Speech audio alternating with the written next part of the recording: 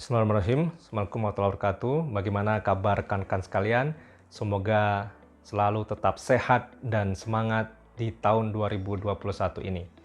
Baik, kali ini saya akan mencoba untuk membahas paper saya yang terbit di jurnal Cogent Business and Management.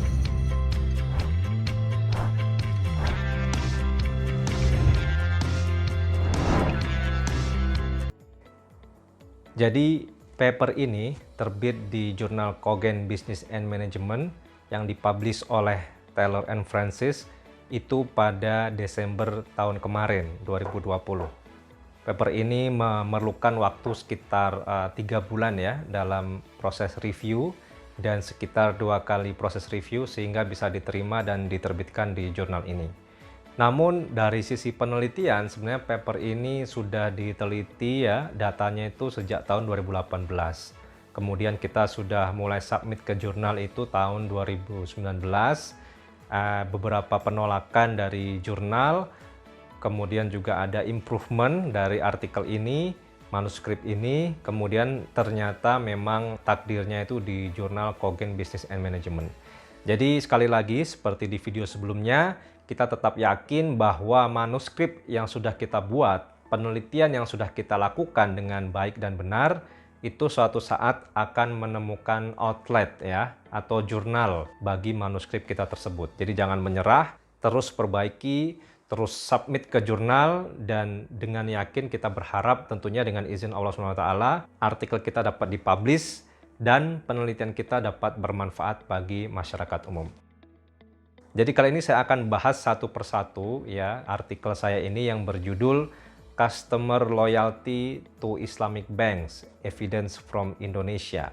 Secara singkat, summary atau highlight dari artikel ini bahwa penelitian ini dilakukan pada perbankan syariah di Indonesia, khususnya pada customernya ya, nasabahnya, di mana bank itu meliputi bank yang dia swasta dan bank BUMN ya. Kira-kira faktor-faktor apa saja yang menyebabkan loyalitas nasabahnya. Nah, ini yang menjadi highlight dari manuskrip atau artikel saya di jurnal Cogent Business and Management. Kita akan mulai satu-satu. Yang pertama dari abstrak.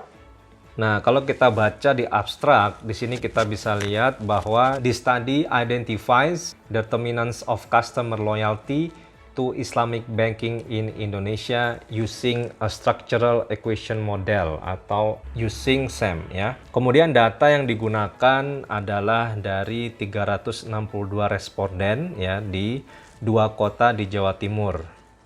Nah, memang ini karena keterbatasan waktu dan juga biaya ya, ini kita hanya melakukan di Jawa Timur. Dan kita lakukan sebenarnya ini kita survei sekitar 400-an lebih ya. Cuman yang kembali dan yang lengkap datanya adalah 362 dan dilakukan pada state-owned dan private Islamic bank. Nah, kemudian di sini di abstrak kita bisa lihat hasilnya menunjukkan bahwa customers have different perception about state-owned and private Islamic banks with customer engagement. Jadi customer engagement adalah yang paling berpengaruh pada customer loyalty di bank syariah BUMN, sedangkan customer satisfaction ini yang paling mempengaruhi di bank syariah swasta. Nah, kalau di jurnal ini biasanya mereka meminta public interest statement. Jadi ini statement-statement yang bisa kita sampaikan ke publik terkait dengan riset kita. Kalau ini memang belum familiar, disampaikan hal tentang bank syariah dan juga konsep dari penelitian kita. Kemudian juga mereka meminta biografi singkat ya dari peneliti, yang di sini hanya kami sampaikan yaitu corresponding authornya saja. Nah, kemudian setelah abstrak kita lihat di bagian introduction.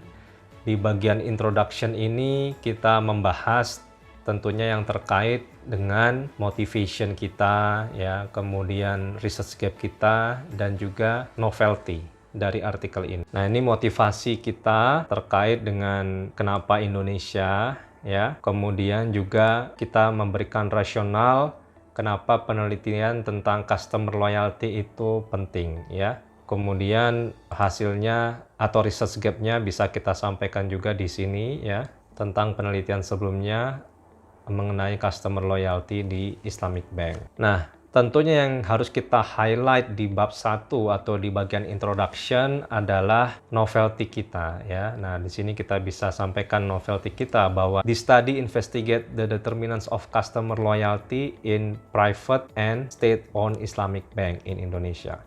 It contributes to the marketing of Islamic banking literature from theoretical and practical perspective. Ya, kita jelaskan. Jadi ini bentuk kontribusi atau juga novelty dari manuskrip atau artikel kita. Nah, kemudian untuk struktur artikelnya, struktur papernya itu kita tempatkan model di setelah literatur review. Jadi bagian bab 3 itu kita jadikan satu dengan bagian bab 2, dan di sini di bab 2 atau di literatur review kita bahas tentang theoretical foundation dari research ya, kemudian juga tentang customer loyalty itu sendiri, customer engagement, jadi variabel-variabel yang kita gunakan, service quality ya, begitu juga hipotesisnya. Nah, ini ada sekitar 17 hipotesis ya yang kita gunakan di artikel ini. Kemudian untuk konseptual modelnya itu kita tempatkan pada bagian metodologi. Jadi ini kalau dari modelnya saja ini ada sekitar 13 hipotesis. Ada juga yang hubungan tidak langsung, indirect causal path, itu sampai dengan hipotesis ke-17. Jadi memang kelebihan lain dari paper ini sehingga bisa dapat diterima adalah secara teori ya, secara literatur review itu sangat mendalam.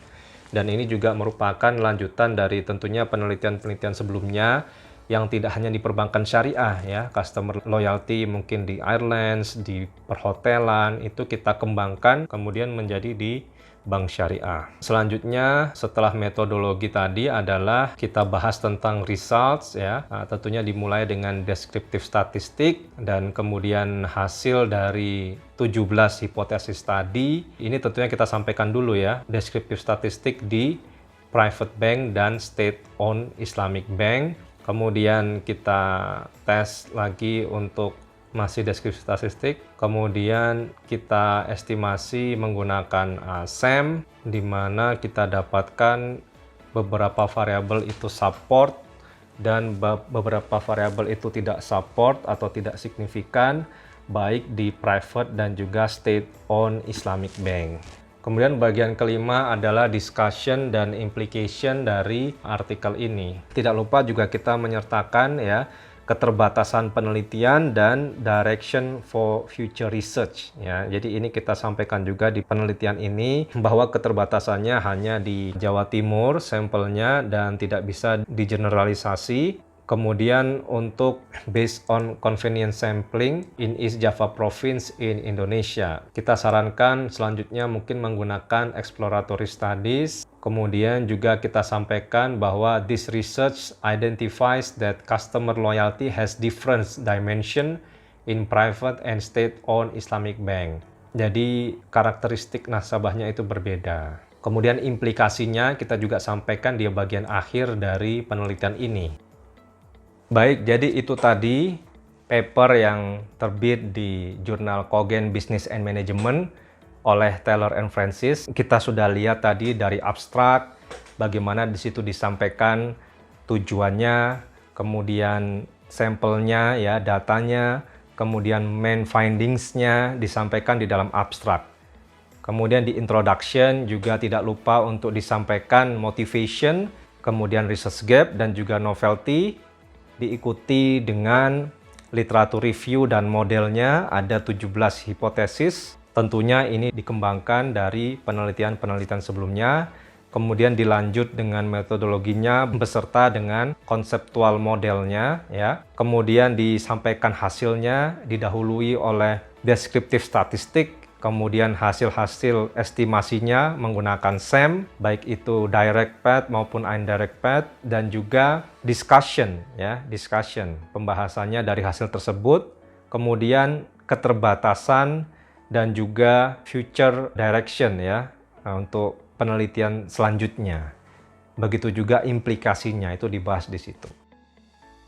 Jadi yang bisa saya sampaikan, kelebihan dari paper yang kita tulis ini adalah yang pertama, bahwa unik kita meneliti karakteristik nasabah bank syariah antara BUMN dan juga swasta. Nah, ini dari sisi ide kami rasa sudah cukup unik ya. Kemudian data yang kami gunakan juga dari 362 responden, walaupun itu hanya dari 2 kota di Jawa Timur, tapi cukup representatif untuk mengetahui tentang karakteristik nasabah dalam customer loyalty ini ya. Dan kita juga harus meng-highlight keterbatasan dari paper ini, bahwa ini hanya dilakukan di 2 kota di Jawa Timur saja. Kemudian yang hal ketiga adalah dari sisi teori. Ini kita bahas secara mendalam ya di bagian literatur review sampai 17 hipotesis. Nah, dalam perjalanan reviewnya memang kita tidak mendapatkan review yang sangat kritis ya. Jadi reviewer dan editor dari awal kami mensubmit artikel manuskrip ini di jurnal Cogent ini sudah memberikan sinyal yang positif. Nah, sehingga kita yakin bahwa ini di review yang kedua setelah kami revisi, insya Allah akan diterima. Dan alhamdulillah diterima. Dan ini juga merupakan bagian dari hibah yang kami terima ya, dari hibah Simlit Tapmas, sehingga menjadi artikel ini. Jadi itu tadi pembahasan singkat dari artikel kami yang terbit di Cogent Business and Management. Mudah-mudahan bermanfaat. Jangan lupa di support terus channel ini dengan cara subscribe, like, komen, dan nyalakan tombol notifikasi. Kita ketemu lagi di video selanjutnya. Saya akhiri. Wabillahi taufiq wal hidayah. Wassalamualaikum warahmatullahi wabarakatuh.